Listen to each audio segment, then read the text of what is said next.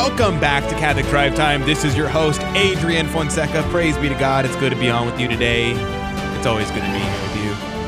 On this feast of St. Nicholas. Hey, Rudy. What do you like St. Nicholas Day? Is that something your family keeps? No, man. Are you kidding me? We didn't growing up. No, absolutely not. He was an intolerable man. He punched a guy. Yeah. Because he disagreed with him. That is so... I can't get behind that, man. I'm sorry. No. All right, well, I'll go hang out at St. Nick's boxing gym. And it's a joke, people. Do something else, Rudy. It's a joke. You deserved it. I learned something new today. And I never put these two things together, Rudy. It's pretty wild. St. Thomas Aquinas. Uh-huh. And you're thinking, St. Thomas Aquinas in the context of St. Nick, how do these two things connect? The day where he came and had his mystical experience, where he said he cannot write anymore, that everything he has written is as straw, was on the feast of St. Nicholas. Really? It was today. No way. I was reading this article this morning, and I didn't get to finish it. It was guys, brevity is a soul of wit, all right? It was a 5,000 word essay, so I haven't got through it all yet. But it was, I'm reading it, and it's really interesting. It's about St. Thomas Aquinas and his relationship with St. Nicholas, which apparently St. Thomas had a through line throughout his life. I guess apparently he received, I need to finish this article. He received his vocation while he was praying in the chapel of St. Nicholas. Really? Yeah. That's interesting. Apparently as well, and I got to finish this. He references St. Nicholas throughout the Summa. So you'll finish that in what, like a couple weeks or so? 5,000 words. That's like essay. That's like a 5-page paper. Oh boy. Yeah. What saint do you have a through line with? Probably Thomas Aquinas, right? Yeah, St. Thomas Aquinas for sure. Because St. Thomas High School. I went to St. Thomas High School. Went to University of St. Thomas, and then after that, I joined the Dominicans. So I've had a relationship with St. Thomas for a while. He's been pestering me. Huh. It's funny you mentioned that though, because whenever I was discerning religious life, I was talking to Sister Teresa Marie, the Dominican sisters, and she was telling me I was talking about my vocation, and I was like, I've never actually talked or had a relationship with any Dominicans before. She goes, what do you mean? You've had a relationship with St. Thomas for years. He's been with you since you were a child.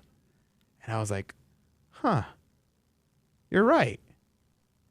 He has been there for the whole time. How astute, sister. Yeah, it's like prayer and religious life gives you wisdom or something. I don't know. Go figure. Yeah, and that really struck me though, because you think about these through lines, right? And these saints that kind of just appear in your life, and I think we sometimes forget that the saints are people. Mm-hmm. Like they're not just like some wishing factory, or they're not, I don't know, an AI. We used to just put input, output, right? Mm-hmm. They're actual people that you can have a relationship with. They make choices. I pray for you. They pray for you. For me, it's always been Saint Therese of Lisieux, and recently Saint Pope Pius X. Saint Pius X. Saint Pope Pius X. Man, an amazing saint. Yeah, he really is. Amazing saint. And yeah, I love that, Adrian. What about today, dear listener? Taking an opportunity, thank your patron saint. Ask the patron saint of your choosing, whichever one you have, whichever one you've had a through line with. Ask that saint to pray for you today. Thank that saint for their intercession. Ask them to pray for all the graces that you stand most in need of. The other thing that comes to mind, Adrian, is the at the apparition of Our Lady when she gave us the miraculous medal. This image of the stones that were not lit in her hands. Ask the saints to pray for you that you receive those graces that you dare not or not even know how to ask for. Mm-hmm.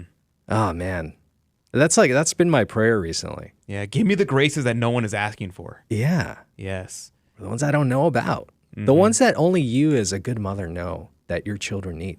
Let me have those graces. You know, that's a great analogy because, I mean, think about your kids, right? Like, do they always ask for the things that they actually need? Or do you have to tell them and be like, look, I know you don't want this, but this is obviously what you need. Let me step in there and fix that for you. I know you don't want to hold my hand while we cross the parking lot, but I assure you, one day you're gonna understand why we do this. Okay, this is the reason why we do this is because it's dangerous. Because I know a little bit more than what you need. Yeah, and I mean the same way with our mother, right? In heaven, our Juan Diego. Whenever he was trying to get away from his mom. How many of us do this? Okay, how many of us do this? So we went completely off topic. I wanted to talk about Saint Nick, but this is a good conversation. Okay, so Juan Diego, I'm just like, dude, come on, man. So the Queen of Heaven and Earth appears to you, right? Which, by the way, she was at the top of the hill. She could look down the hill and see you avoiding her. On the top of the hill, she goes, hey, meet me back here on the top of the hill. I want to chat with you, or let's have a relationship together. And obviously, this is dynamic equivalence translation. And so Juan Diego, he gets home, his uncle is sick, and he says, do I really want to go talk to that lady? She's going to go send me on another task to do. And I don't have time for that. And I'm going to just go around the hill so I can get to get some help from my uncle, get him a priest to hear his confession so he can die in a sanctifying grace. So I'm going to go around the hill. Okay, pause before I go on with that story. How many of us do that with our mothers, right? Where we're like, I'm going to just not call her today. Oh, it's the holidays. I'll call her on Christmas Day, or we'll invite her over for dinner, but maybe only for the major holidays, How many of us do that to our families? Or do we avoid them because we know our parents are going to be like, Adrian, I know you need to do X, Y, or Z. And I'm speaking from my mom listens to the show, and so she's gonna know exactly what I'm talking about.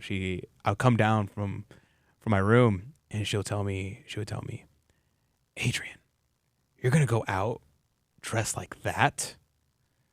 And I'm like, what's wrong with the way I dress? And she's like, I'm never having grandkids. And I'm like, Mom. She's like, Adrian, go comb your hair, go change your clothes. And she does it out of charity, out of what she wants, what's best for me. And the same thing is true of our Heavenly Mother, right? So Juan Diego goes around the hill. He's trying to avoid his mom because he doesn't want her to tell him what to do, doesn't want him to correct him, doesn't want him to do these things. And so he goes around the hill, and Our Lady, obviously, she's not going to be deterred by going around the hill. She appears to him in the bottom of the hill as if she was stuck at the top of the hill. And so she goes to this bottom of the hill and appears before him. And what does she tell him?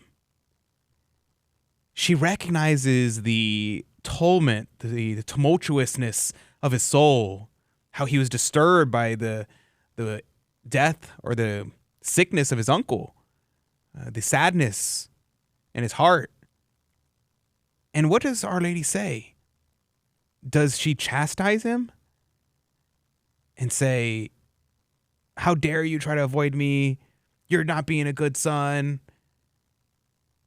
No, instead, she reassures him. And she tells him, am I not here, who am your mother? And that always has struck me. That line is something that I think about all the time. Am I not here, who am your mother? And I just think about Juan Diego is there, standing there, as if it was me, right? And she's telling you and I, she's looking at you, and she's saying, am I not here who am your mother? Why do you worry? Why are you bothered? And so listen to the whole quote that she tells Juan Diego. She says, listen, put it into your heart, my youngest and dearest son, that the thing that frightens you, the things that afflicts you, is nothing. Do not let it disturb you. am I not here who am your mother? Are you not under my shadow and protection? Am I not the source of your joy? Are you not in the hollow of my mantle and the crossing of my arms? Do you need something more? Let nothing else worry you or disturb you. Wow. What a grace. What an absolute grace. A complete side tangent, but a good one, I would say. Okay. Anyway, going off of that for a second and going back to St. Nicholas. Rudy, what do you do with your kids for St. Nicholas Day? And so what you can do is you can get these gold coins, put them in your kids' shoes, and say, hey, check it out. Let's have an opportunity to talk about this great saint. Let's talk about this heresy. Let's talk about why it's wrong. Let's talk about his life and the goodness, the great example that we have here in St. Nicholas. And let's talk about that today on his feast day. It's a great opportunity. Yeah, I didn't grow up doing St. Nicholas, celebrating St. Nicholas feast day. As a kid, we didn't do that. I didn't even know it was a thing until, I don't know, not that long ago, really. It was only recently, and I'm really excited about it because I'm really looking forward to doing it one day, hopefully with my kids. So I wanted to know what other people are doing. And so that's the question of the day. The question of the day is, how do you celebrate the feast of St. Nicholas? I'd be very curious, because I would like some ideas. I mean, the golden chocolates is the big one. A lot of people do that, put it in their shoes. I think it was oranges. Yeah, the oranges is the other one. I also have heard people say that they buy the kids socks and maybe some shoes. Like once a year, they get new shoes. And the new shoes, they get them on St. Nicholas Day. Now, I happen to be a California baller. I came to Texas with my California millions. I sold my little 900 square foot house for $1 million. That's a joke, by the way. But I was going to say, I only give out nuggets of gold. We only do that on St. Nicholas Day. St. Nick gave away a bag of gold coins. You just give it a single nugget. Slacker. You're right. Absolutely ridiculous. Man, he must have been a baller. He was. Yeah, his parents were certified. Were wealthy merchants. And aristocrats, and so gold coins. He used the money. He sold all of his garments, and he used the money to be able to give it. Man. And this was before he became a priest. So then he went off after this happened, and he ended up going in religious life and became a bishop later on. So I mean, when you say gold coins, I'm thinking like a hefty bag. It probably was. What if it's just 2 gold coins? Well, we'll talk more about St. Nicholas Day in the after show. I'd love to hear what you have to say, so join us then. But we're going to go into our Fear and Trembling game show. You could win the prize, so call now, 877-757-9424, 877-757-9424. We'll be right back right after this.